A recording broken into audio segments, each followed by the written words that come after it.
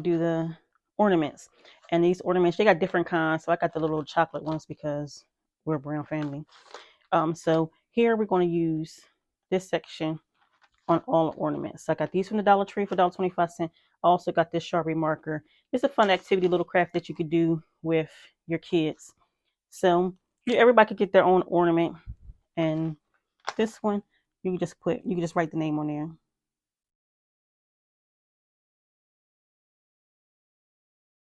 It says Shakia, and this one is me. So we'll hang it on the tree, and everybody get a turn, and then we'll do this one, and we'll put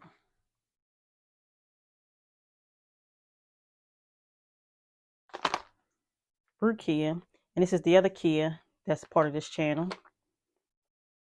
So you just keep on adding names, These two I'm not going to do on camera, but you get the idea, and the kids can write their name, the nickname, or whatever you would like on them. Thank you for watching.